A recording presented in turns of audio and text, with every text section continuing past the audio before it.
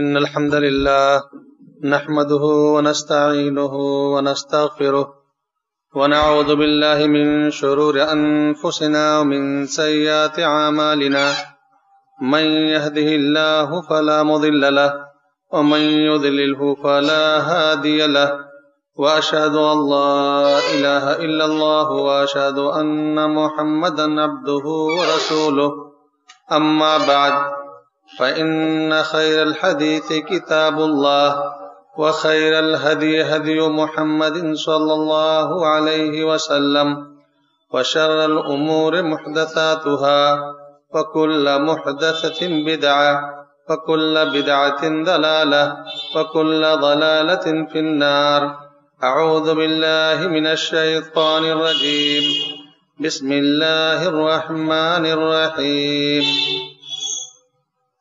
قاف والقرآن المجيد بل عجبوا أن جاءهم منذر منهم فقال الكافرون هذا شيء عجيب أئذا متنا وكنا ترابا ذلك رجع بعيد قد علمنا ما تنقص الأرض منهم وعندنا كتاب حفيظ بل كذبوا بالحق لما جاءهم فهم في أمر مريج أفلم ينظروا إلى السماء فوقهم كيف بنيناها وزيناها وما لها من فروج والأرض مددناها وألقينا فيها رواسي وأنبتنا فيها من كل زوج بهيج تبصرة وذكرى لكل عبد منيب ونزلنا من السماء ماء مباركا فأنبتنا به جنات وحب الحصيد والنخل باسقات لها طلع نضيد رزقا للعباد وأحيينا به بلدة ميتا كذلك الخروج كذبت قبلهم قوم نوح وأصحاب الرث وثمود وعاد وفرعون وإخوان لوط وأصحاب الأيكة وقوم تبع كل كذب الرسل فحق وعيد أفعينا بالخلق الأول بل هم في لبس من خلق جديد. محترم سامعین کرام، بزرگان دین، دینی و ملی بھائیوں، اللہ تبارک تعالیٰ کی یہ سنت ہے کہ وہ اپنے بندوں کو گاہے بگاہے آزماتا رہتا ہے، ان کا امتحان لیتا ہے، ان کو جانچتا ہے، پرکھتا ہے کہ بندہ اپنی علم پر، اپنے دولت پر، اپنی ترقی پر مگن ہو کر کے اللہ تبارک تعالیٰ کا بھول تو نہیں گیا، اللہ تبارک تعالیٰ سے دور تو نہیں ہو گیا، تاکہ بندے جان لیں کہ قادر مطلق اللہ تبارک تعالیٰ کی ذات ہے۔ انسان سائنسی طور پر، طبی طور پر کتنی بھی ترقیاں کر لے، بام عروج کو پہنچ جائے، لیکن بہت ساری چیزوں میں ایسا وقت آتا ہے کہ انسان کی عقلیں حیران رہ جاتی ہیں، ان کو کچھ سجھائی نہیں دیتا۔ اس وقت کورونا کی بیماری بیشتر ممالک میں پھیل چکی ہے، حکمراں طرح طرح کے اس کے لیے مشورے کر رہے ہیں، پلاننگ بنا رہے ہیں، یونیورسٹیز میں چھٹیاں ہو گئیں، کالجز بند کر دیے گئے، مدارس اور اسکول سے بچوں کو باہر کر دیا گیا، اجتماعات پر پابندیاں عائد کر دی گئیں، انٹرنیشنل فلائٹ پر بینڈ لگا دیا گیا، اپنے ملکوں غیر ملکی لوگوں کو کی آمد و رفت پر پابندی عائد کر دی گئی تاکہ یہ بیماری دوسروں تک نہ پھیلے۔ آج کے اس خطبے میں اسی موضوع کے تعلق سے قرآن و حدیث کی روشنی میں کچھ گفتگو کروں گا کہ وبائی امراض کے تعلق سے اسلامی ہدایات کیا ہیں؟ دیکھتے دیکھتے یہ بیماری چند ہفتوں کے اندر دنیا کے 117 ممالک میں بیماری پھیل چکی ہے۔ کل کی رپورٹ کے مطابق 4300 لوگ مر چکے ہیں، 1,13,000 لوگ اس بیماری سے جوجھ رہے ہیں، لیکن سائنسدانوں کی ٹیم، ماہر ڈاکٹروں کی ٹیم اس کو کنٹرول کرنے سے قاصر ہے، پریشان ہے۔ اس موقع پر ایک مسلمان کا موقف کیا ہونا چاہیے؟ کتاب و سنت میں کیا تعلیم دی گئی ہیں؟ ہر چیز اللہ تبارک تعالیٰ کی مشیت سے ہوتی ہے۔ دنیا میں کوئی ہی پتا اللہ تبارک تعالیٰ کی مرضی کے بغیر نہیں ہلتا۔ وما تشاءون الا ان یشاء اللہ رب العالمین، کہ بندوں کے چاہنے سے کچھ نہیں ہوتا، اللہ تبارک تعالیٰ جو چاہتا ہے وہ ہوتا ہے۔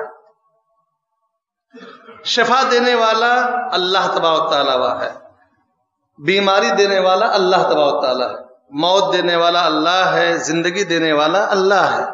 اس لیے ہر انسان کو، ہر مسلمان کو کا یہ عقیدہ ہونا چاہیے کہ یہ بیماری جو وبائی شکل اختیار کر چکی ہے یہ من جانب اللہ ہے اور اس کا علاج بھی ہے، لیکن انسان ابھی تک وہاں پہنچ نہیں سکا۔ اللہ کے نبی صلی اللہ علیہ وسلم نے فرمایا لِكُلِّ دَاءٍ دَوَاءٌ، کہ ہر مرض کی دوا ہے، اور دوسری جگہ فرمایا مَا أَنزَلَ اللَّهُ مِن دَاءٍ إِلَّا أَنزَلَ لَهُ شِفَاءً، کہ اللہ تبارک تعالیٰ نے کوئی بیماری نہیں نازل کی مگر اس کے لیے شفا بھی نازل کی۔ عَلِمَهُ مَنْ عَلِمَهُ وَجَهِلَهُ مَنْ جَهِلَهُ، کہ بعض لوگ اس کو جان جاتے ہیں اور بعض لوگ نہیں جان پاتے ہیں۔ بہت سی بیماریاں جو ہم سے پہلے 20 سال پہلے، 15 سال پہلے، 30 سال پہلے جن کا ہم سمجھتے تھے، دنیا سمجھتی تھی کہ لا علاج ہے، اس کی دوا نہیں ہے، لیکن لوگوں نے، سائنسدانوں نے، ڈاکٹروں نے اس کی دوا ایجاد کر لی۔ آج یہ بیماری ہے، کہیں نہ کہیں لوگ پہنچ جائیں گے، اس کے علاج ڈھونڈ لیں گے۔ تو اللہ تبارک تعالیٰ نے دنیا میں کوئی بیماری نہیں بنائی ہے مگر اس کے لیے شفا بنایا ہے، شفا رکھی ہے، شفا بنائی ہے، اور آدمی سائنسدان ڈاکٹر لوگ پہنچ پاتے ہیں کہ نہیں پہنچ پاتے۔ دوسری بات کہ اگر کوئی بیماری وبائی شکل اختیار کر لے، اس میں اسلام کا موقف کیا ہے؟ کتاب و سنت میں اس سے متعلق تعلیم کیا ہے؟ حضرت عمر بن خطاب رضی اللہ تعالیٰ عنہ کے زمانے میں امواس، جو شام کا ایک چھوٹا سا قریہ تھا، گاؤں تھا، امواس میں طاعون کی بیماری ہوئی۔ حضرت عمر بن خطاب رضی اللہ تعالیٰ عنہ مدینے سے کوچ کر گئے تھے شام والوں کی خبرگیری کے لیے، صحابہ کے ساتھ اور دیگر لوگوں کے ساتھ، کہ چلیں شام والوں کی خبرگیری کرتے ہیں۔ جب حضرت عمر بن خطاب رضی اللہ تعالی عنہ مقام رسغ میں پہنچے تو وہاں پر حضرت ابو عبیدہ بن جراح رضی اللہ تعالی عنہ اور دیگر فوجوں کے کمانڈر لوگ آ کر ملے، یہ صحیح بخاری کی روایت ہے، آ کر ملے اور ان لوگوں نے کہا کہ اے امیر المومنین، وقع الوباء بالشام، آپ شام جا رہے ہیں، شام میں تو وبا پھیل چکی ہے۔ حضرت ابن خطاب رضی اللہ تعالیٰ عنہ رک گئے، اور عبداللہ بن عباس رضی اللہ تعالیٰ عنہ راوی ہیں، وہ کہتے ہیں انہوں نے مجھ کو حکم دیا کہ جاؤ مہاجرین اولین کو بلاؤ۔ ان سے انہوں نے مشورہ کیا کہ میں شام کا قصد کرتا تھا، اب کیا کروں، جاؤں کہ نہ جاؤں؟ چنانچہ مہاجرین میں دو گروپ ہو گیا، بعض لوگوں نے کہا کہ جائیے، آپ نکل چکے ہیں تو جائیے، اور بعض لوگوں نے کہا مت جائیے۔ پھر کہا کہ آپ لوگ جائیے، ہم کو اکیلا چھوڑ دیجیے۔ اس کے بعد پھر کہا انصاریوں کو بلاؤ، انصاری صحابہ کو بلایا گیا، ان سے بھی مشورہ کیا ہے تو عمر رضی اللہ تعالیٰ عنہ نے، ان میں بھی دو گروپ ہو گیا، بعض لوگوں نے کہا کہ آپ جائیے، نکل چکے ہیں، اور بعض نے کہا مت جائیے۔ حضرت عمر رضی اللہ عنہ نے کہا کہ چلیے ہم کو اکیلے چھوڑ دیجیے۔ اس کے بعد پھر کہا کہ ہمارے لیے جو مشیخت و قریش ہیں، قریش کے جو بزرگان ہیں، ان کو بلائیے۔ چنانچہ ان سے مشورہ کیا تو تمام بزرگوں نے ایک رائے اجماع کے ساتھ اتفاق کے ساتھ رائے دی کہ اے امیر المومنین اس وبا والی جگہ میں مت جائیے. کسی نے اختلاف نہیں کیا. چنانچہ حضرت عمر رضی اللہ تعالی نے اعلان کر دیا کہ انی مصبح علی ظہر غدا، کہ میں صبح سواری پر نکل جاؤں گا، مدینہ لوٹ جاؤں گا. اور فصبحوا، تو تم لوگ بھی صبح کی تیاری کر لو، نکل چلو. حضرت ابو عبیدہ رضی اللہ تعالی عنہ جو شامی فوج کے سب سے بڑے چیف کمانڈر تھے، انہوں نے اعتراض کر دیا. کہا یا امیر المؤمنین اتفر من قدر اللہ، کہ اے امیر المومنین آپ اللہ کی تقدیر سے بھاگ رہے ہیں، کیوں ڈر رہے ہیں؟ تو حضرت عمر رضی اللہ تعالیٰ عنہ نے کہا، حضرت ابو عبیدہ بن جراح رضی اللہ تعالیٰ عنہ امین و حاضل امہ کا لقب ہے ان کو.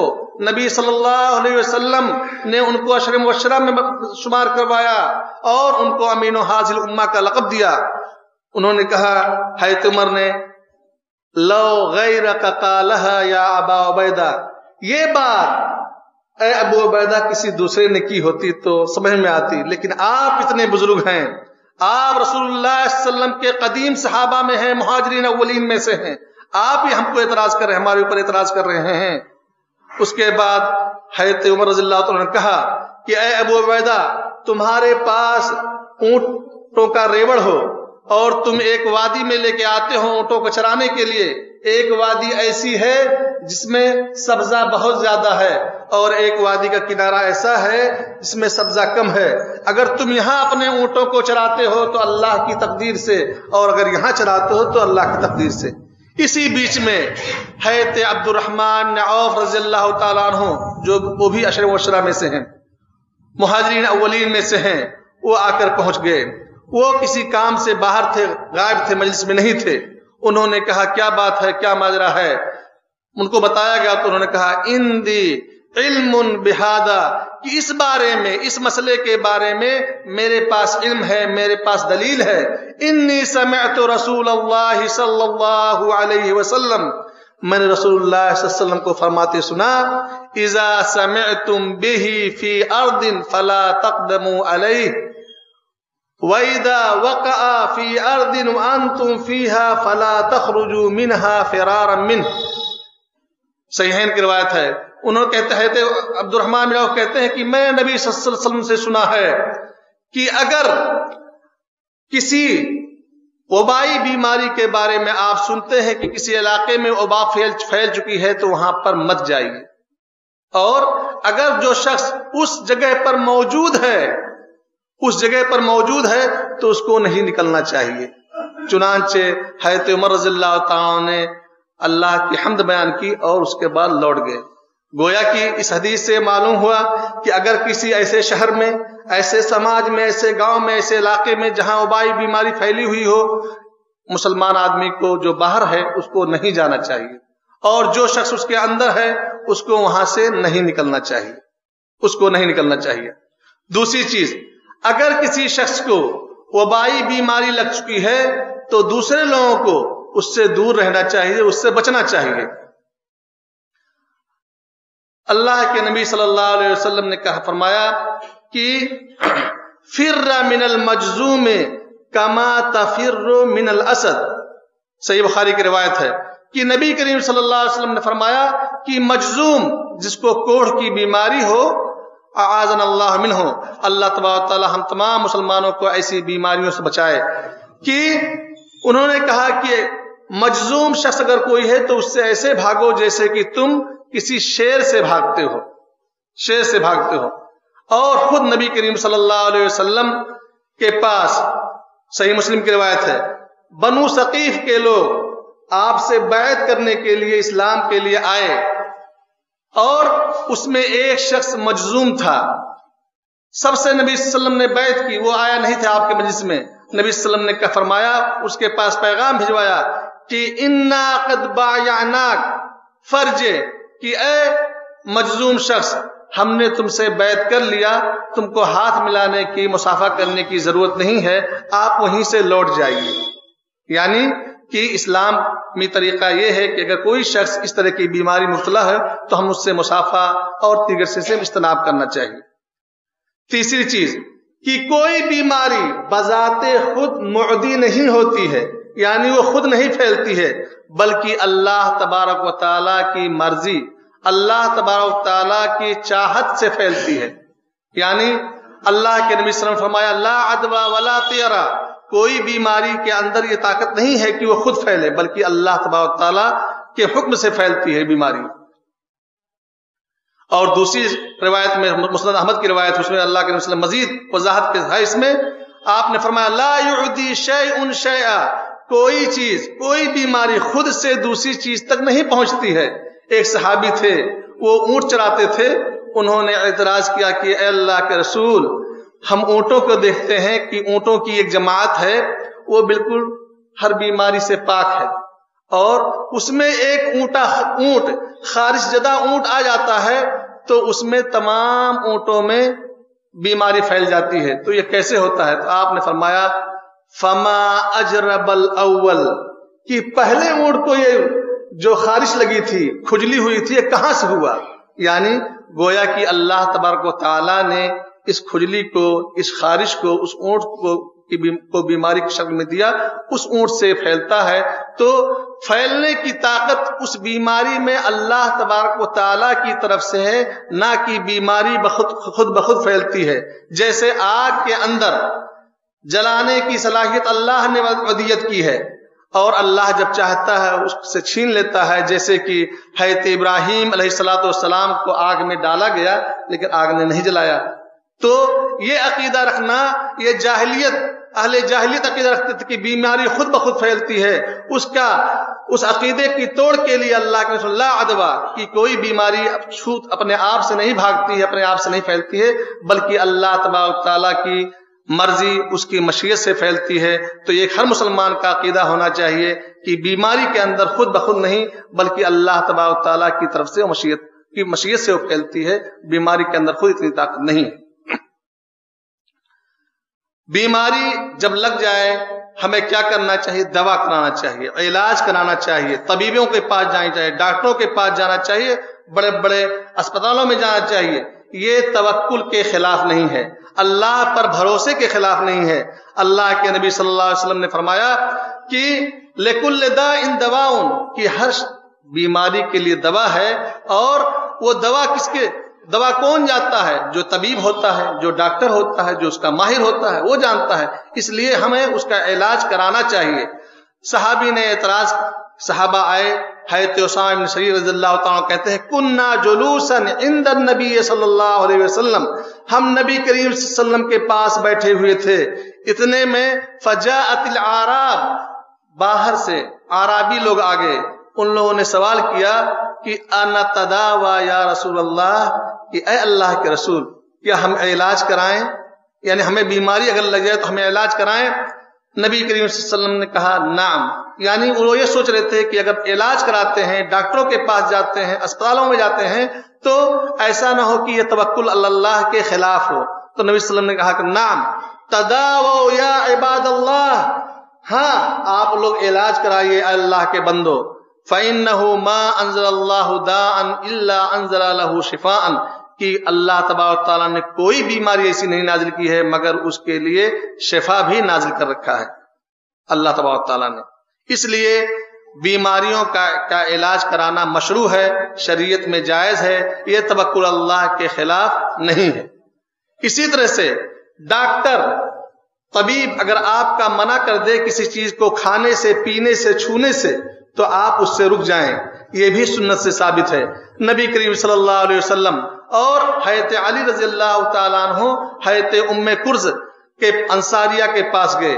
حضرت علی رضی اللہ تعالیٰ عنہ اس وقت بیماری سے اٹھے ہوئے تھے، یعنی بیماری ختم ہوئی تھی، لیکن نقاہت، کمزوری ان کے جسم میں طاری تھی۔ ان کے گھر پر کھجور کا خوشہ لٹک رہا تھا، نبی صلی اللہ علیہ وسلم نے کھایا، حضرت علی رضی اللہ تعالیٰ عنہ کھانے چلے، آپ نے منع کر دیا کہ مت کھاؤ۔ اس کے بعد اس انصاری عورت نے شعیر، جو اور چقندر بنایا اور اس کے بعد آپ کو کھلایا، تو آپ نے کہا کل یا علی، اے علی اس کو کھاؤ، ھذا ینفعک، کہ یہ تمہیں فائدہ دے گی۔ یعنی کہ اگر نبی کریم صلی اللہ علیہ وسلم نے حضرت علی رضی اللہ تعالیٰ، یہ سنن نبی داؤد کی روایت ہے، صحیح ہے، کہ حضرت علی رضی اللہ تعالیٰ عنہ کو نبی کریم صلی اللہ علیہ وسلم نے کھجور کھانے سے منع فرما دیا اور چقندر اور جو کھانے کے لیے آپ نے کہا. تو اس لیے اگر ڈاکٹر کوئی چیز منع کرتے ہیں تو اس سے رک جانا کوئی عیب کی بات نہیں، کوئی اسلامی شریعت کے خلاف نہیں، بلکہ ہمیں اس کی پابندی کرنی چاہیے، اس سے دور رہنا چاہیے، تاکہ اللہ تبارک تعالیٰ نے جو علاج رکھا ہے اس علاج پر ہم مکمل طور سے عمل کریں. اسی طرح سے یہ تمام ہمارا عقیدہ ہے کہ دنیا میں کوئی بھی چیز اللہ کے حکم سے ہوتی ہے. یہ بیماریاں، یہ وبائیں، یہ طوفان، یہ زلزلے، یہ پریشانیاں جو آتی ہیں من جانب اللہ آتی ہیں. اس لیے ہمیں اللہ تبارک تعالیٰ سے رجوع کرنا چاہیے، اللہ تبارک تعالیٰ کو یاد کرنا چاہیے، اللہ تبارک تعالیٰ کے حضور میں گڑگڑانا چاہیے، کیونکہ اللہ تبارک تعالیٰ ہی غنی ہے، اللہ تبارک تعالیٰ ہی شفا دینے والا ہے. اللہ کے نبی صلی اللہ علیہ وسلم نے حضرت عبداللہ ابن عباس رضی اللہ تعالیٰ عنہ کو خطاب کرتے ہوئے کہا، ترمذی کی حدیث صحیح حدیث ہے، کہ احفظ اللہ یحفظ کا، کہ اے ابن عباس، اے عبداللہ، تم اللہ کو یاد کرو، اللہ تمہاری حفاظت فرمائے گا. یعنی اللہ کو یاد کرنے کا مطلب یہ ہے کہ ہم اللہ تبارک تعالیٰ کے بتائے ہوئے اوامر، ان کے احکامات پر عمل کریں، ان کے بتائے ہوئے طریقوں پر چلیں، منکرات سے، منہیات سے، جن چیزوں سے اللہ تبارک تعالیٰ اس کے رسول نے روکا ہے اس سے اجتناب کریں، اور اللہ تبارک تعالیٰ کے احکام کی بجاوری کریں. احفظ اللہ یحفظ کا، کہ اگر تم اللہ تبارک تعالیٰ کے احکام کی بجاوری کرو گے اللہ تبارک تعالیٰ تمہاری حفاظت کرے گا. احفظ اللہ تجدہ تجاہک، کہ اگر تم اللہ کو یاد رکھو اللہ تبارک تعالیٰ کو تم سامنے پاؤ گے، یعنی اللہ تبارک تعالیٰ کی نصرت، اس کی مدد، اس کی تائید تمہارے ساتھ ہوگی انشاءاللہ العزیز. اور وَإِذَا سَأَلْتَ فَاسْأَلِ اللَّهِ وَإِذَا اسْتَعَنْتَ فَاسْتَعِنْ بِاللَّهِ، کہ جب تم کوئی چیز مانگو، سوال کرو تو اللہ سے سوال کرو، اور مدد طلب کرنی ہو تو اللہ سے مدد طلب کرو. اور کیوں؟ وَعْلَمْ ان الامت لو اجتمعت على ان ينفعوك بشيء لم ينفعوك بشيء الا ما كتبه الله لك. یہ جان لو ابن عباس کہ پوری دنیا، پورے ڈاکٹروں کی ٹیم، پورے تمام دنیا ایک طرف ہو جائے تمہیں فائدہ پہنچانے کے لیے، وہ فائدہ پہنچا نہیں سکتے، مگر جو اللہ تبارک تعالیٰ نے وہی فائدہ پہنچا سکتے ہیں جو اللہ تبارک تعالیٰ نے تمہاری تقدیر میں، تمہاری قسمت میں لکھ دیا ہے. وَعْلَمْ أَنَّ الْأُمَّةَ لَوْ اجْتَمَعَتْ عَلَىٰ أَن يَضُرُّوكَ بِشَيْءٍ لَمْ يَضُرُّوكَ إِلَّا بِشَيْءٍ قَدْ كَتَبَهُ اللَّهُ عَلَيْكَ. کہ اور یہ بھی جان لو کہ دنیا پوری متفق ہو جائے، متحد ہو جائے تم کو نقصان پہنچانے پر، تو تم کو ذرہ برابر نقصان نہیں پہنچا سکتی ہے، مگر وہی نقصان جو اللہ تبارک تعالیٰ نے تمہارے تقدیر میں، تمہارے نام اعمال میں لکھ دیا ہے. اس لیے ہمیں ڈاکٹروں سے مشورہ کیجئے، علاج کرائیے، سب کچھ کیجئے، لیکن اللہ تبارک تعالیٰ کو بھول کر نہیں. اللہ تبارک تعالیٰ کو ضرور یاد رکھیے، اللہ تبارک تعالیٰ سے رشتہ اپنا مضبوط رکھیے. اللہ تبارک تعالیٰ سے دور بھاگ کر کے یہ سوچیں، اعتماد کریں کہ ڈاکٹر ہم کو ٹھیک کر دیں گے، اسپتالوں میں جانے سے ٹھیک ہو جائیں گے، غلط ہے، یہ صحیح نہیں ہے. اللہ تبارک تعالیٰ کے احکام، اس کے فرامین پر ہمیں عمل پیرا ہونا ہے. جن چیزوں سے اللہ اس کے رسول نے روکا ہے ہمیں ان سے دور ہونا ہے، اور جن چیزوں کا حکم دیا ہے اس کی بجا آوری کرنی ہے. اور حضرت ایوب علیہ السلام بہت بڑے پیغمبر، اللہ تبارک تعالیٰ نے ان کو بے شمار بیماریوں سے آزمایا، لیکن حضرت ایوب علیہ السلام صبر کیا، انہوں نے اللہ تبارک تعالیٰ پر بھروسہ رکھا، اور اللہ تبارک تعالیٰ نے ان کو بیماری دی تھی. اس قدر بیماری تھی کہ بتاتے ہیں، محسرین لکھتے ہیں کہ ان کے جسم میں ایک سوئی کے برابر بھی صحیح سالم کوئی جگہ نہیں تھی. ان کے بچے، ان کے آل اولاد، ان کے پوتے سب ان کو چھوڑ کے بھاگ گئے، سوائے ان کی بیوی کے جو ان کے ساتھ کھڑی رہی. ایسی بیماریاں ہو سکتی ہیں. اللہ تبارک تعالیٰ کی طرف سے ایک مومن بندے کے ساتھ آزمانے کے لیے اپنے بندے کو، کیا میرا بندہ اپنے دین پر، اپنے ایمان پر قائم ہے یا نہیں. چنانچہ وَنَادَى وَأَيُّوبَ إِذْ نَادَى رَبَّهُ أَنِّي مَسَّنِيَ الضُّرُّ وَأَنْتَ أَرْحَمُ الرَّاحِمِينَ. فاستجبنا له فکشفنا عنہ ما به من ضر، کہ یاد کرو ایوب علیہ السلام کو جب انہوں نے اپنے رب کو بلایا، کیا کہا کہ اے اللہ تبارک تعالیٰ مجھ کو بیماری لگ گئی ہے، یہ بیماری ٹھیک نہیں ہو رہی ہے، میرے پاس ان کے پاس کچھ بھی نہیں بچ جاتا، علاج کراتے کراتے کچھ بھی نہیں بچ جاتا، وَأَنْتَ أَرْحَمُ الرَّاحِمِينَ، اے اللہ تو ہی رحم کرنے والا ہے، سب سے زیادہ رحم کرنے والا تو ہے، اے اللہ میرے اوپر رحم فرما، مجھ کو شفا یابی دے دے۔ چنانچہ اللہ تعالیٰ فرماتا ہے فاستجبنا لہ، ہم نے ایوب کی دعا کو سن لیا، ہم نے ایوب کی دعا علیہ السلام ان کی دعا سن لی، اور ان کی جو بیماری تھی ان کو ہم نے سب ختم کر دیا۔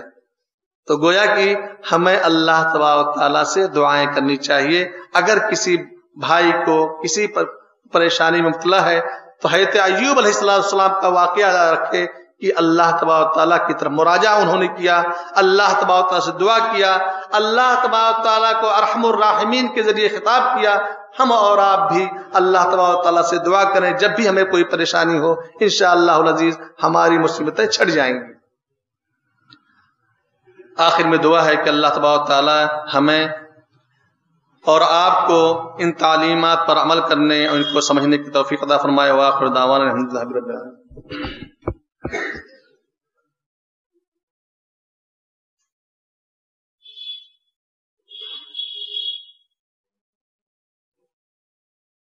ان الحمد لله نحمده ونستعينه ونستغفره ونؤمن به ونتوكل عليه ونعوذ بالله من شرور انفسنا ومن سيئات اعمالنا، من يهده الله فلا مضل له ومن يضلله فلا هادي له، واشهد ان لا اله الا الله واشهد ان محمدا عبده ورسوله، اما بعد۔ محترم سامعین کرام، اللہ کے رسول صلی اللہ علیہ وسلم نے بہت سی دعائیں بتائی ہیں، اگر ہم ان دعاؤں کا ان اذکار کا اہتمام کرتے ہیں تو اللہ تبارک تعالیٰ ہمیں ضرور، چاہے وبائی بیماریاں ہوں یا غیر وبائی بیماریاں، اللہ تبارک تعالیٰ ہمیں محفوظ رکھے گا۔ انہی میں سے چند چیزیں میں عرض کرنا چاہتا ہوں مختصراً۔ اللہ کے نبی صلی اللہ علیہ وسلم نے فرمایا، صحیحین کی روایت ہے، حضرت ابو ہریرہ رضی اللہ تعالیٰ عنہ راوی ہیں، کہتے ہیں من قرأ آخر الآیتین من سورۃ البقرہ فی لیلۃ کفتاہ، کہ جو شخص سورہ بقرہ کی آخری 2 آیتیں رات کو پڑھے گا تو وہ 2 آیتیں اس کے لیے کافی ہوں گی، یعنی کافی ہوں گی۔ من کل شر و مکروہ و من کل مرض، مفسرین لکھتے ہیں کہ یعنی اگر کوئی شخص رات کو سورہ بقرہ کی 2 آیتیں آخری پڑھ کے سوتا ہے تو اس کو تمام بیماریوں، تمام پریشانیوں سے اللہ تعالیٰ محفوظ رکھے گا۔ دوسری روایت مسند احمد کی ہے، اس میں حضرت ابان ابن عثمان اپنے باپ عثمان بن عفان رضی اللہ عنہ روایت کرتے ہیں، انہوں نے کہا کہ من قال حین یصبح و حین یمسی بسم اللہ لا یضر مع اسمہ شیء فی الارض ولا فی السماء وهو السمیع العلیم، کہ جو شخص صبح کو اور شام کو 3 مرتبہ یہ دعا پڑھتا ہے فیضرہ شیء، تو اس کو کوئی چیز بھی ضرر نہیں پہنچائے، کوئی بیماری، کوئی پریشانی، کوئی آفت اس کو نقصان نہیں پہنچائے گی۔ حضرت یہ مسند احمد سنن ترمذی کی روایت ہے، صحیح ہے۔ حضرت ابان عثمان رضی رحمہ اللہ، جو حضرت عثمان بن عفان خلیفہ ثالث کے بیٹے ہیں، جب انہوں نے حدیث بیان کی مجمع میں تو ان کو فالج، آدھے جسم میں فالج لگا ہوا تھا، تو سامعین میں سے کچھ لوگوں نے بڑے تعجب سے دیکھنے لگے ان کو، تو حضرت ابان رحمہ اللہ سمجھ گئے کہ یہ کیا کہنا چاہتا ہے۔ انہوں نے کہا الحدیث کما حدثتک، کہ حدیث ویسے ہی ہے جیسے میں نے بیان کیا، اور جو مجھ کو یہ فالج لگی ہے، یہ فالج اس رات کو میں بھول گیا تھا یہ دعا پڑھنا، اس رات کو یہ دعا پڑھنا بھول گیا تھا، اس لیے اللہ تبارک تعالیٰ فَأَصَابَنِي قَدْرُ اللَّهِ عَزَّ وَجَلَّ، اس رات اللہ تبارک تعالیٰ نے یہ ہماری تقدیر میں جو لکھا تھا فالج، یہ فالج ہم کو لگ گئی۔ تو اس لیے اعتراض کا کوئی موقع نہیں ہے، ہم ان دعاؤں کا اہتمام کریں، خود کریں، اپنے بچوں کو سکھائیں۔ اسی طرح سے حضرت عبداللہ ابن خبیب رضی اللہ تعالیٰ عنہ روایت کرتے ہیں کہ ایک رات تھی، بہت تاریک تھی، ہم لوگ بیٹھے ہوئے تھے نبی صلی اللہ علیہ وسلم کے انتظار میں کہ نماز آئیں گے پڑھانے کے لیے، پھر میں نکلا نبی صلی اللہ علیہ وسلم کی تلاش میں، نبی صلی اللہ علیہ وسلم کی تلاش میں نکلا، پھر اس کے بعد نبی صلی اللہ علیہ وسلم سے ملاقات ہوئی، نبی صلی اللہ علیہ وسلم نے کہا قل، میں نے کہا کہ کچھ نہیں کہا، اس کے بعد کہا قل، میں نے کچھ نہیں کہا، پھر کہا قل پڑھو، میں نے کچھ نہیں کہا، میں نے کہا کہ ما اقول، کیا پڑھوں، تو آپ نے کہا قل قل هو اللہ احد، سورہ اخلاص پڑھو، والمعوذتین، معوذتین پڑھو، فإنه من قرأ في يوم وليلة ثلاث مرات لم يضره شيء، جو شخص معوذتین یعنی قل اعوذ بالفلق اور قل بالناس اور قل هو اللہ احد سورہ اخلاص پڑھتا ہے 3 مرتبہ ہر روز، تو اللہ تبارک و تعالیٰ کی جانب سے اس کو کوئی چیز نقصان نہیں پہنچائے گی۔ یہ مسند احمد سنن نسائی سنن ترمذی کی حدیث صحیح ہے۔ تو اس لیے ہم خود ان دعاؤں کا اہتمام کریں، اپنے بچوں بچیوں سے کروائیں، تاکہ ان تمام بیماریوں سے اللہ تبارک و تعالیٰ ہمیں محفوظ رکھے، کیونکہ کارساز اللہ تبارک و تعالیٰ ہے، اسی پر ایک مسلمان کا، ایک اہل ایمان کا توکل اللہ تبارک و تعالیٰ پہ ہونا چاہیے۔ بارک اللہ لنا ولکم فی القرآن المجید ونفعنی وإیاکم بالآیات والذکر الحکیم، انہ تعالی جواد کریم ملک مرؤوف رحیم۔ اللهم صل على محمد وعلى آل محمد كما صليت على إبراهيم وعلى آل إبراهيم إنك حميد مجيد۔ اللهم بارك على محمد وعلى آل محمد كما باركت على إبراهيم وعلى آل إبراهيم إنك حميد مجيد۔ عباد الله رحمكم الله، إن الله يأمر بالعدل والإحسان وإيتاء ذي القربى وينهى عن الفحشاء والمنكر والبغي يعظكم لعلكم تذكرون، ولذكر الله تعالى أعلى وجل وأتم وأكبر۔